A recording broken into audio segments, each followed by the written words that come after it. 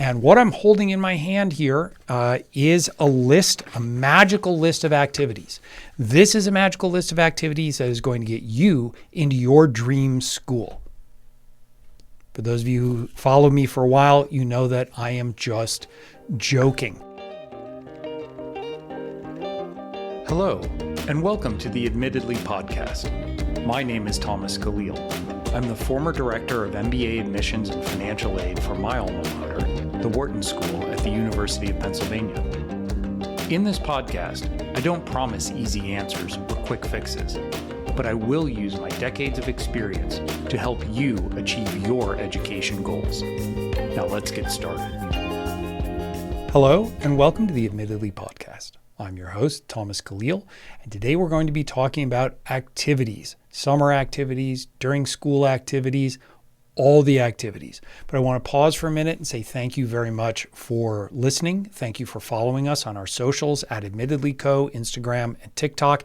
It really means a lot. For those of you watching us today on YouTube, I want to say thank you and ask you please to hit subscribe and like this video. It actually means a lot to us, it means a lot to me, helps us out, and it means that you won't miss any episodes, any of the information. We've got so much coming as we kick off this new admissions cycle, and we don't want you to miss a thing. But what are we talking about today? We're talking about activities. And what I'm holding in my hand here is a magical list of activities. This is a magical list of activities that is going to get you into your dream school. For those of you who follow me for a while, you know that I am just joking. But it seems that a lot of people on the internet don't realize that I'm joking. So let's talk about this for a minute. I've recently been doing these reels on Instagram and TikTok, and it's like rating extracurricular activities for business or pre-med or law. People get all fired up about them, and I love that, right? That's great. It causes a lot of consternation. It causes discussion, and discussion is where education happens. It lets me interact with people. I'm in the comments. I'm trying to clarify and whatnot. But I want to talk about a couple things, okay? First of all, I want to talk about why I rate things the way I do. I want to talk about which activities are meaningful. And then I want to talk about why I refuse to send out an activity list, a magic activity list. So number one, why are these things meaningful? So first of all, activities, what matters with activities is how you do them, not what the activity is. So how you do them is, are you doing them with intentionality? Are you doing fewer things more intentionally, more deeply, more well? So I get a lot of people coming at me in comments in the DMs saying, you ruined childhood. You're putting way too much pressure on these kids. Mental health crisis. And I'm like, yeah, no, that exists. That really does exist. But my message is completely opposite. So there's a lot of conventional wisdom out there. You have to do all the things. And a lot of that is driven by parents, because parents imagine back when they were applying to school that you had to do certain things, but they also, and I get this because I'm a parent of two high schoolers, they're afraid that by not doing something, they are permanently impairing their child's chances at getting into the school that they want to get into. So first thing I want to say is, as a former director of admissions, and from our team of former admissions officers, breathe. This is not a race to do more. In fact, we want to reduce the pressure by taking away a lot of things that are no longer serving you. I want you to think about, okay, am I doing this for the right reasons? Am I doing this activity because it truly does matter to me? And if it is, then I want you to look at the other activities and figure out ways to pull those back, de-emphasize, or even drop them. Now, I get a lot of heat because in the back and forth videos, I'm asked, this particular activity, and I'll say 2 of 10 if you do it this way. And people will come in the comments and they'll say, but Thomas, you rate everything 2 or 3 of 10. So what's a 10 of 10? And my point is this: anything can be a 2 of 10 or a 10 of 10. It is how you do it, how you engage, right? So I said at one point, like, one of the worst things you can do is start a nonprofit. And so of course I have people storming through my comments saying, but my child started a nonprofit and they got into an IV plus, and you should start a nonprofit if you want to do that. And again, my point here is not that starting a nonprofit is bad. I've had students who have started incredible nonprofits that still exist, that have done a lot of good in the world, that have raised a lot of money and helped a lot of people. What I'm talking about in general is this kind of performative sense of nonprofit, the passion nonprofit, the passion project, where students start these things and they just don't lean in and they don't realize how competitive the pool is, that they're going up against students who are starting meaningful nonprofits and are having a real impact. And so what we want to do is say, okay, can starting a nonprofit be a 10 of 10? Absolutely. If you build a board, build a transition mechanism so that when you leave, it still exists, involve lots of students, involve other schools, tie up with national organizations, have a social media presence. That is 10 of 10. But the way most students do it is 2 of 10. They start it, they put up maybe a website, they have a bake sale, they get a couple of their friends together, they have pizza every 3 weeks, and they talk about what they think they're going to do. Right? That's a 2 of 10, if not 0 of 10, because what you're doing is you're drawing away time and attention from things that you should be doing well. So again, I want you to focus in, narrow down, please, and I want you to do fewer things more intentionally and well. This show is brought to you by Early Edge Plus, Admittedly's flagship coaching program for high-achieving students and their families. At Admittedly, we've built a team of former admissions officers from top schools like Wharton, Duke, Stanford, Yale, Harvard, and University of Chicago.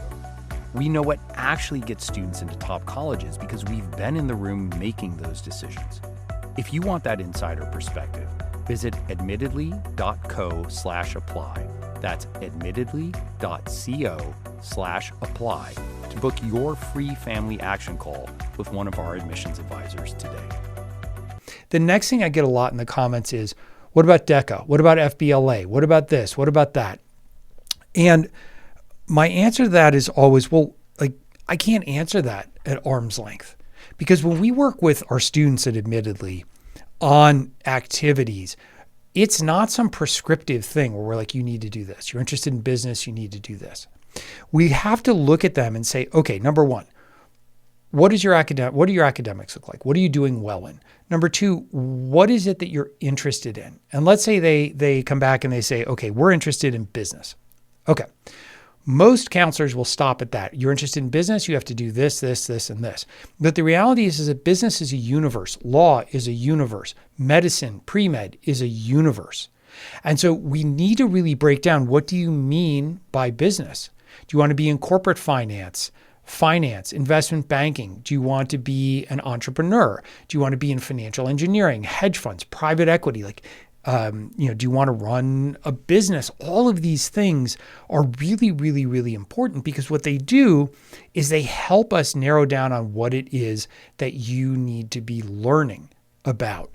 So if you're interested in investment management, hedge funds, investing, you're going to take, in many cases, a very different approach, right? We're going to say, all right, let's think about opportunities you have to connect with local asset managers in your area. We want, let's make a list. Let's get some emails together. Let's reach out. Let's see if we can get internships. Let's write some stock reports, equity analysis, so that you can actually say, hey, I've been tracking these stocks. I've written some reports. You can even attach them to the email so they can see examples of your work. That's going to be far less relevant if you want to be an entrepreneur, for example.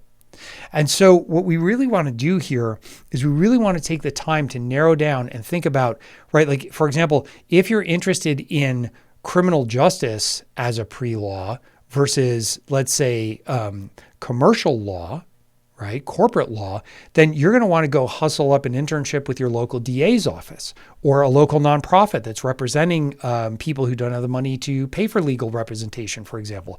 But if you're interested in corporate law, then you want to start reaching out to law offices that deal with corporate clients or in-house corporate counsel and asking, is there an opportunity for an internship? Can I come shadow you? Can I interview and learn more about what it is that you do? So these are very, very important distinctions. And again, I'm not trying to force you into a pre-career mentality. I don't want you to know what you want to do with the rest of your life when you're in high school. I want you to be curious. But what I want you to do is lean into that curiosity and really kind of see, is this for me? And that's really, really important because if you think that you want to do something, and the example that I use a lot of times is I want to be a surgeon, mom's a surgeon, and I've always looked up to her and that's what I want to do. And you start shadowing a surgeon and you realize that the sight of blood is just not, you can't do it. You can't be in an operating theater, but what you really love is like the underlying, why are we doing this brain surgery? What's happening at a like neuro level in the brain. And so maybe you want to be a research scientist in medicine. Maybe you want to be like a research doctor, physician. Maybe you want to be an oncologist where you're not doing, and not focusing on surgery, but rather focusing on treating. And so these are all things that are really, really important for you to just figure out what it is that you like at this moment in time.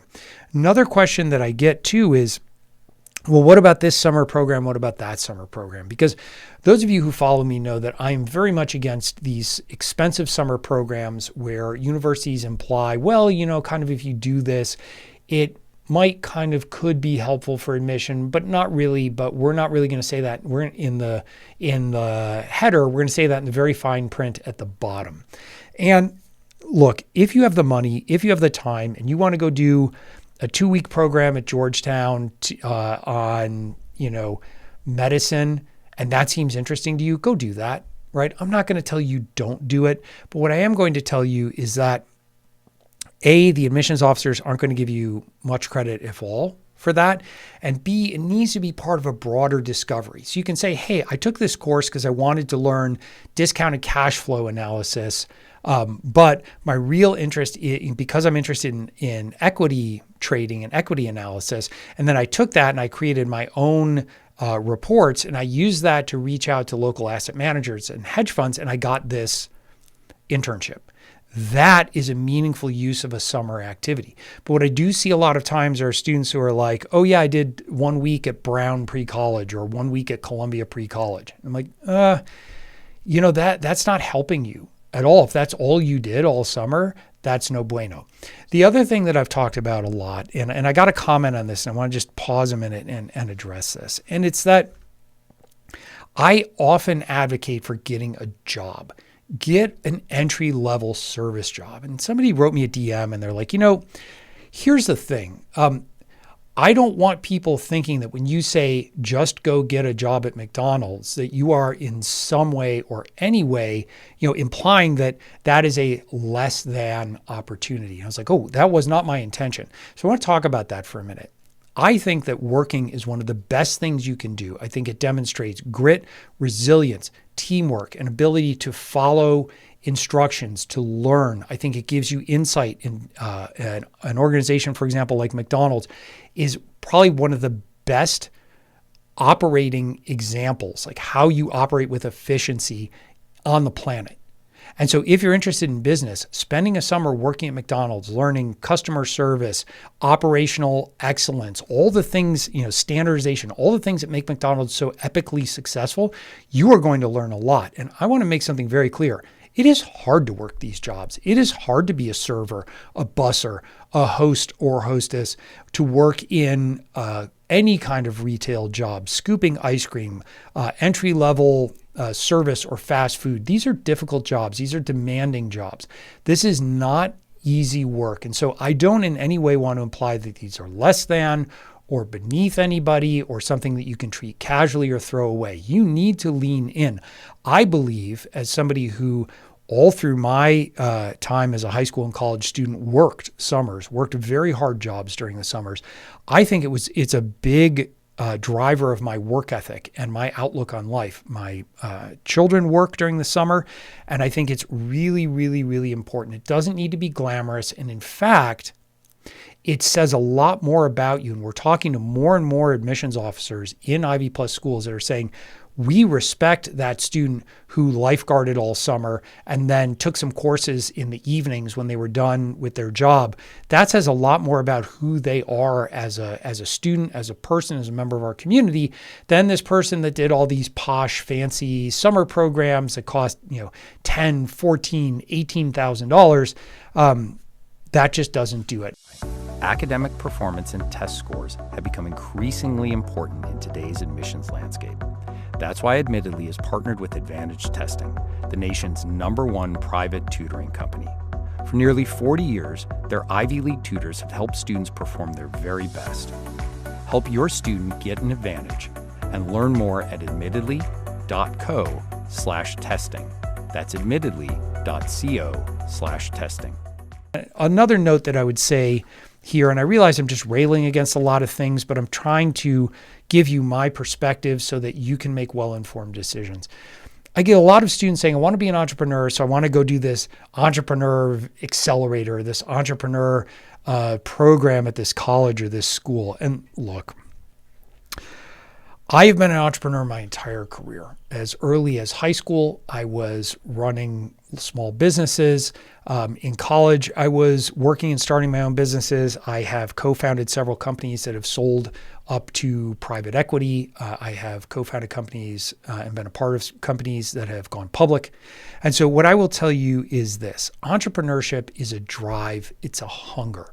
And going to an expensive summer program that you put together a business plan and pitch and you win the internal business plan competition, I mean, great, good for you, I guess, if you want to go and learn how to put together a business plan. But you can also put together a business plan on Claude, right? And so what I would say is find a way, first of all, to learn about business, learn about cash flow, about management, about what it actually takes to start a business. And this actually goes back to my starting a nonprofit. A nonprofit is a business. A nonprofit requires management, execution, business plan, timing, capital, all the things you need in a business. It's just a special designation of business where you're not taxed on your income. And so if you're interested in being an entrepreneur, go start a small business, right? Go figure out how to mow the lawns in your community and, get flyers out there, or paint houses or whatever it is. Get flyers, price, go knock on doors, talk to your neighbors, secure business, hire your friends. That is going to be far more impactful from a life perspective, from a growth perspective, and from an admissions perspective than I went to this fancy accelerator and I won first place, but we're never actually going to do anything with this business plan or build this app because we all know it's just an academic exercise. I know that sounds harsh. I get it. And certainly an education, I'm a big fan of getting an education as an entrepreneur because I think there's a lot of things you need to understand. Building, running a company, managing people, building a board, all the things that you need to do. But especially in high school, just go do. Go work for a small local business and get your hands dirty. My student, Andy, who was interested in fashion and went and worked at the local fashion boutique, she learned the nuts and bolts, the roll up your sleeves, get your hands dirty part of fashion, merchandising, retailing, and business that her friends who were doing fancy internships could not get. So I cannot emphasize that strongly enough. Retail jobs, service sector jobs are fantastic. They teach you a lot. They communicate something very strongly to admissions officers. They are hard. I want you to treat them with respect, and I would like you to make that a very serious consideration as you're thinking about what you're going to do this summer. The final thing, and I kind of joked about this, about my perfect list is, I talk to a lot of families at Admittedly, some that are thinking of coming over and working with us, some that already work with us. And I hear a lot in the comments too on social media, oh, I talked to this counselor and they sent me a list of summer programs. Can I get your list? And I really want to emphasize something. Okay.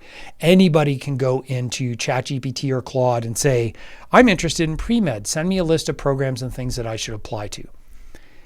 If you are simply doing things that anybody and everybody else can do, you are not distinguishing yourself. And I know that it's very easy when you look at the very small sample size of students that you know to think, I'm ahead of the game. I'm doing just fine. I am doing all these great things. But the reality is when you've been on the other side of the desk, when you've seen tens of thousands of applications each cycle, what you realize is that the things you are doing are not setting you apart. And so we do tremendous amounts of work with our students in the Admittedly program to understand them, to help them pull apart the threads of what they're trying to do so that we can create opportunities for them. And some of them might be off-the-shelf opportunities, but we're integrating them with other things that make them unique for a couple of reasons. Number one, it helps them stand out to admissions officers. But number two, it's something that is deeply personally theirs and really unique and interesting. And parents, you hear me loud and clear. If the student has ownership, if the student has helped craft this, if the student feels like they have been heard, they will absolutely fully commit to this activity. But if they feel that it's been foisted upon them or it's something that they have to do, we know how that story ends. So that's the reason that we have some guidelines. We have resources available on our website, www.admittedly.co. That's www.admittedly.co, where you can download resource guides, and we'll talk about some things in there that you should be thinking about. But the reality is this needs to be particularly crafted to you. And this is work we do on our family strategy calls that a lot of you have applied for. Thank you. If you go to our website, again, www.admittedly.co/apply, you can apply for a family strategy call. We can look at what you're doing, give some suggestions, but the real work is done when you meet your counselor, and that counselor is pulling it apart, asking you the questions, really going deep on who you are and how we can help you stand out. Great example of this was a student we had last year on the intake call, the strategy call I did with her. They were talking with her parents, and they're like, I don't know what to do because, I'm not old enough in our state. There's regulations against shadowing, HIPAA. She was interested in pre-med. And I was like, well, what about an EMT license? She was like, I hadn't thought about that. It's really hard. I'm like, yeah, no, of course it's hard. That's the point. So she went back. She realized, hey, this is something really cool. It's something she could use for a nonprofit she was involved with. So she went and got her EMT license, and she's now doing ride-alongs. It's the most amazing thing. She's actually helping people. And that is so much more compelling for her than some arm's length, hospital-based internship where, because of HIPAA violations, all she's doing is basically escorting patients from the entry to where their appointment is. And nothing against that if that's what you're doing and that's the only thing you can do. But what we want you to do is dig in and find creative ways to pursue the things you love, to indulge your curiosity, go deeper, do fewer things intentionally and well. I can talk all day about activities. I want to know what's on your mind, what concerns you about activities, what are you thinking about? If you are watching us on YouTube, drop a comment below. I'm in the comments every day answering questions. I welcome the interaction. If you're following us on social media, @admittedly.co, that's @admittedly.co on Instagram and TikTok, let me know what you think. If you disagree with me, tell me why. I love a good debate. I love ideas. If you have questions, I'm in there. I'm answering them. And if you think that our approach can help you, please get in touch with us on our website, www.admittedly.co/apply. Apply for a family strategy call. We would love to have that conversation with you. Thank you, everybody. We've got a long season, admissions season coming up. So follow along so you don't get left behind. Thank you for joining us today. Please take a moment to subscribe to the Admittedly podcast and download this episode. I welcome you to share your thoughts and questions with me. You can find us on social media @AdmittedlyPodcast. I look